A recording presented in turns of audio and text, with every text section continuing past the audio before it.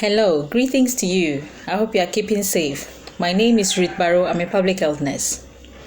In our last video, we looked at what adolescence and puberty is, and we focused our attention on the puberty occurring between ages 10 to 14 years.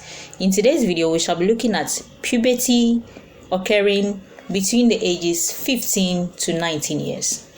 And we shall be looking at them in this category. We shall be looking at the changes that occur in males in terms of the physical changes, the social changes, the emotional changes, and the mental changes. We shall also look at the changes occurring in females, also with regards to their physical changes, their social changes, their emotional changes, and their mental changes, and what is expected of us as parents or as guidance at this stage. Just to remind you, in our previous video, we explained that adolescence is a period in which one develops from being a child to an adult. And we said this usually is within the ages of 10 to 19 years. Like I said earlier, we shall be looking at changes occurring in boys from ages 15 to 19 years. Now, what are some of the changes that occur physically in boys? You realize that their scrotum begins to hang. Okay, the scrotum, in as much as the penis and the testes increase, the scrotum also begins to hang low at this stage. And there is also increase in body weight and height.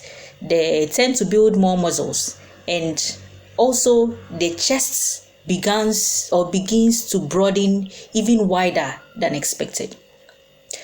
Now, some of the social changes these adolescents go through within the ages of 15 to 19 include they make more friends, and they like to be outdoor. They like to be more outdoor than indoor. That's, they reach out for a lot of fun from their colleagues, recreational activities and stuff. They also get attracted to the opposite sex even more. The desire for the opposite sex is more than it is when they were within the ages 10 to 14. Again, they respect their peers' views and decisions. This is the stage in which whatever they hear from their peers, they tend to believe that's fast, or they tend to, trust that information either than from other people. And this is also the critical stage in which they can easily be influenced into having other unhealthy sexual practices. Emotionally also, they are more attracted to the opposite sex, and they tend to feel, more of mood swings at this stage. They can be angry, they can feel very shy, they can feel easily embarrassed when they find themselves, among their peers. Mentally also, they think very fast. Their ability to make decisions changes. They tend to, make very fast decisions. They also gain experience and develop new skills. This is also the stage they are very much curious, wanting to try out new things they have learned, new things they have seen, or, stuff their colleagues have told them. This is a very critical period in which their level of influence by peers is very high. Now, that is in males. In females also, the development of breasts continues at this stage. The nipples begin to be darker. The areola, yes, that's the nipples. They grow more prominent. That is the word I was looking for. Okay. And also the hips becomes more enlarging, and the buttocks also gets rounder and rounder in shape. They also have increase in body weight and size. And usually at this period, a lot of adolescents want to shy away from eating a lot of food because they don't want to gain more weight, which is very dangerous.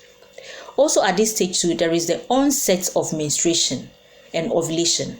And this is again a stage where they can easily get pregnant if they are not cautioned. There is more development of pubic hair around the armpits, the genitals, and other, sexual areas. And the nipples, like I said, become darker and larger. They tend to have skin problems like pimples, skin rashes, and eczema and other stuff if their hygiene is not so much taken care of. Also, the social changes these adolescent girls or girls experience during puberty within this period include they make a lot of friends. They want to be more outdoor than indoor. They like recreational activities. They are also attracted to the to the opposite sex. They respect peers' views and decisions also. They also want to be recognized as adults. They want, to be addressed as adults because they see themselves more like adults. So they want to be given that respect as well. They also move around in smaller groups and in same-sex groups at this age, and their desire for sex increases.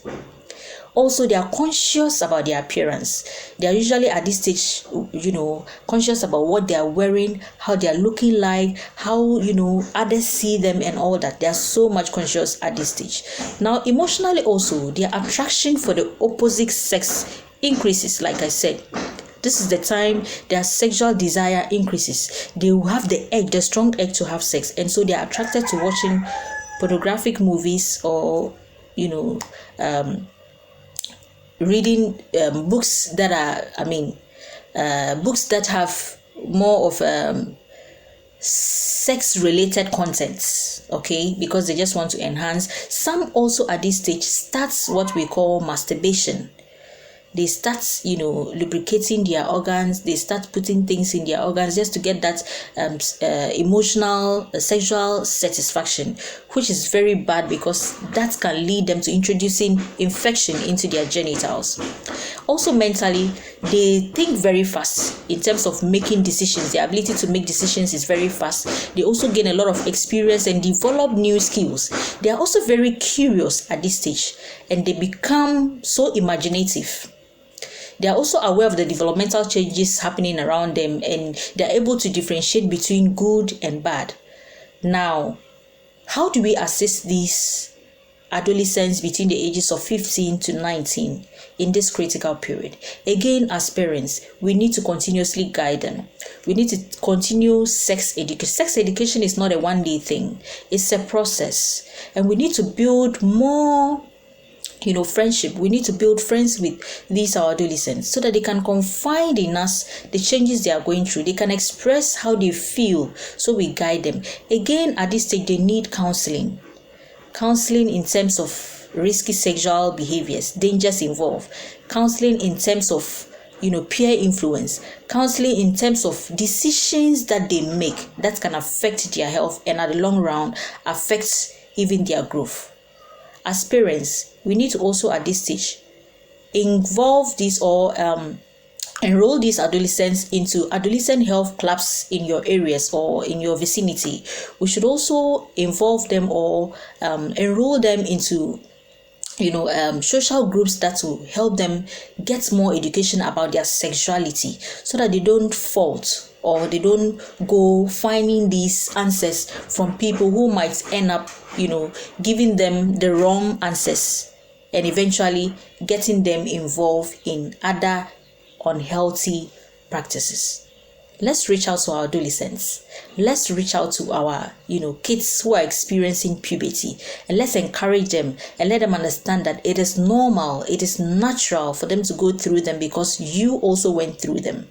Encourage an adolescent today and be proud you did, because tomorrow, if that adolescent's life gets better, he or she would be proud you were part of his or her life as an adolescent. Thank you very much for watching. My name remains Ruth Barrow. I'm your public health nurse. See you in my next video. Bye.